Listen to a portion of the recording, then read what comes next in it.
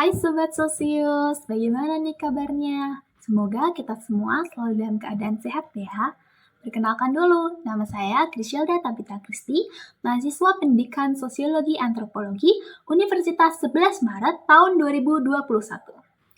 Oke, sebelum kita masuk ke materi yang mau kita bahas, aku mau kasih tunjuk satu video dulu nih. Yuk, kita lihat dulu bareng-bareng videonya.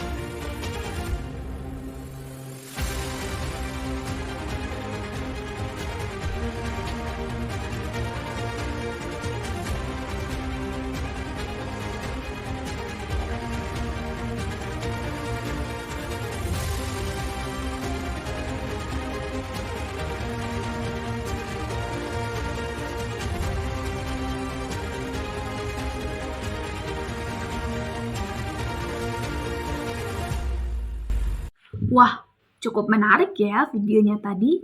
Sekarang kita bisa dengan mudah mengetahui segala informasi, media sosial, bahkan kita bisa pakai teknologi terbaru. Nah, itu semua terjadi karena ada satu fenomena yang keren, namanya globalisasi. Kalian tahu nggak sih apa itu globalisasi? Yuk kita bahas. Sebelumnya, kalian masih ingat nggak materi yang kalian pelajari sebelumnya? Materi apa ya? Ya, betul banget. Namanya perubahan sosial. Nah, globalisasi ini ternyata merupakan bagian dari perubahan sosial loh. Yuk kita bahas.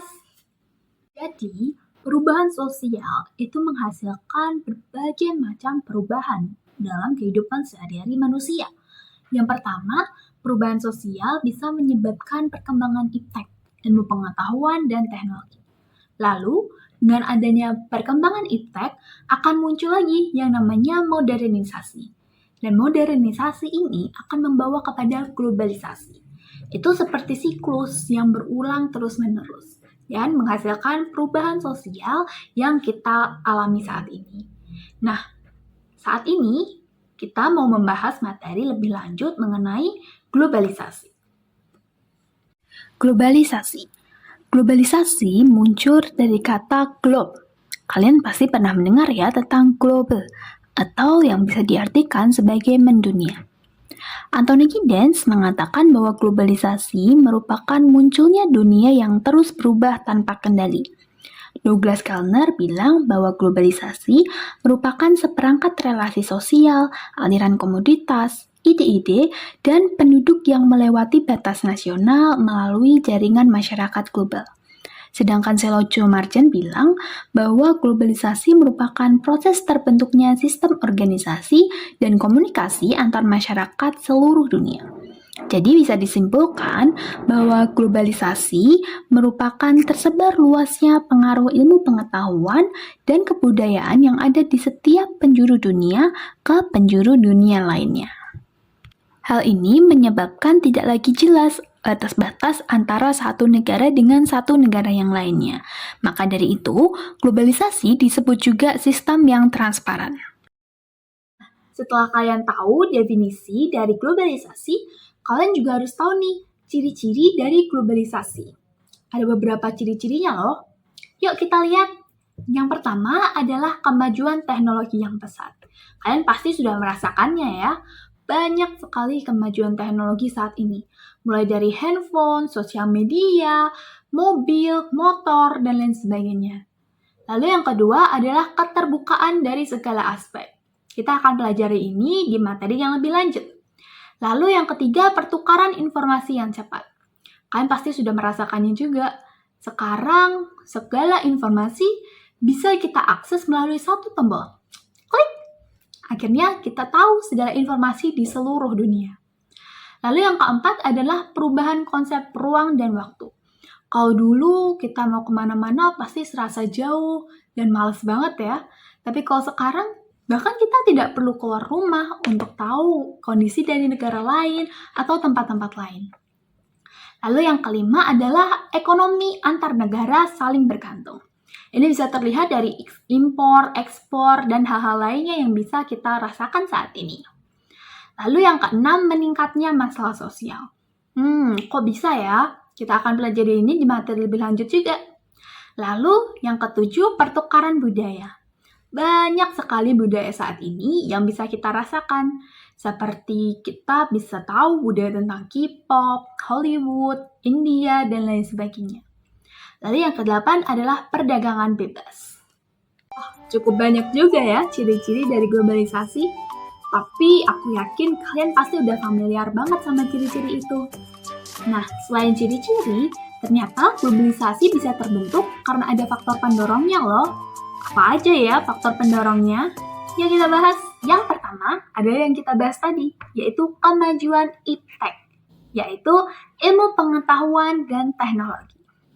Jadi, dengan adanya pola pikir masyarakat yang lebih maju, rasional, dan modern, itu bisa juga membawa seseorang untuk melakukan berbagai kreasi dan inovasi sehingga menciptakan kemajuan iptek yang lebih baik daripada sebelumnya.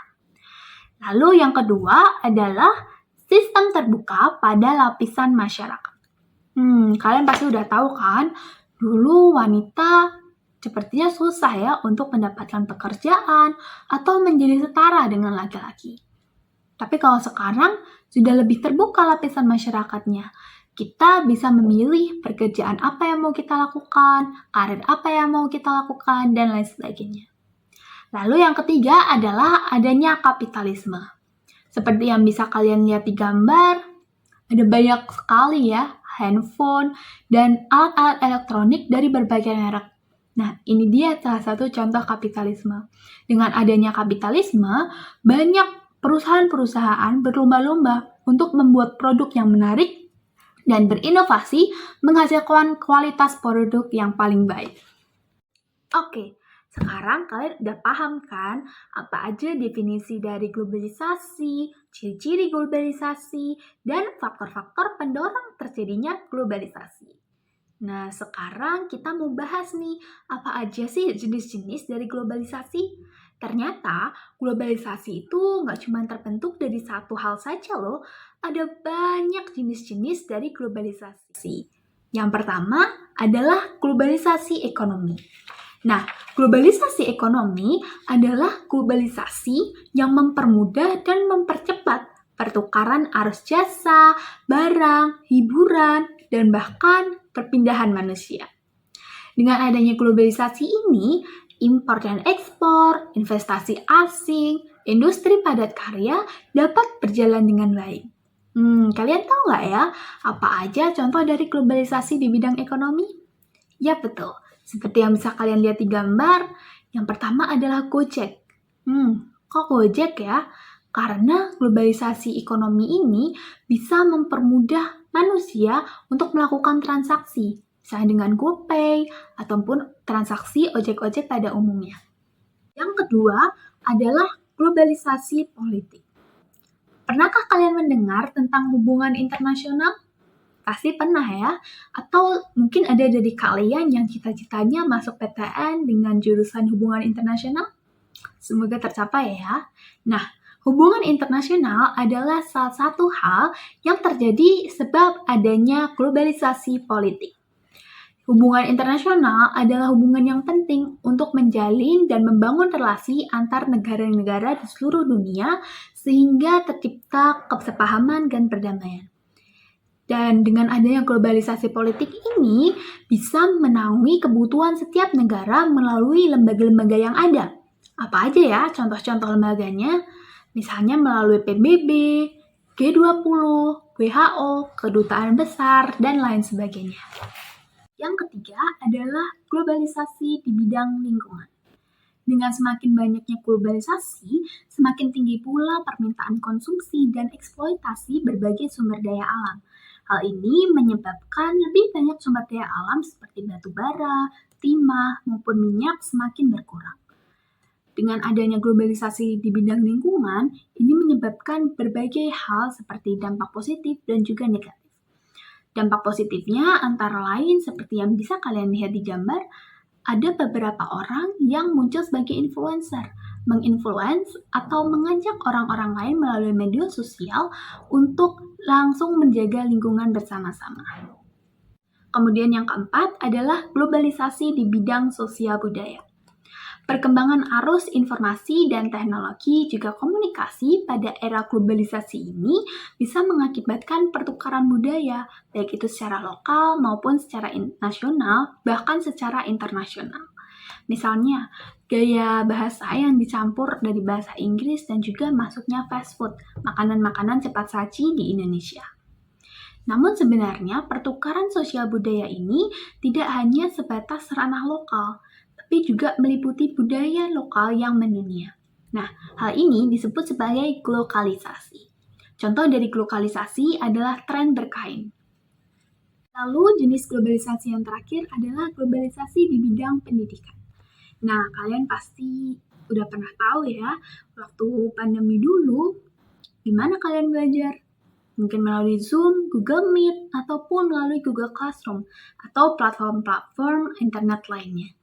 Nah, hal itu termasuk dalam salah satu contoh jenis globalisasi bidang pendidikan. Dengan adanya globalisasi, pendidikan di seluruh dunia jadi lebih maju. Dan saat ini, kita, bahkan kalian, juga menggunakan teknologi untuk mencari informasi, menggunakan Zoom untuk kegiatan belajar mengajar, mencari jawaban, bahkan mencari jawaban lewat AI juga ya. Nah, dengan adanya globalisasi di bidang pendidikan, ini bisa berdampak negatif maupun positif, tergantung bagaimana kita menyikapinya. Oke Sobat Sosius, itu dia penjelasan singkat mengenai globalisasi. Kita udah belajar apa aja ya? Yang pertama, kita udah belajar definisi globalisasi. Lalu ciri-ciri globalisasi, faktor-faktor pendorong globalisasi, dan yang keempat adalah jenis-jenis atau berbagai bidang dalam globalisasi. Semoga ini bisa menjadi bermanfaat ya untuk kita semua. Oke, sampai nanti. See you later.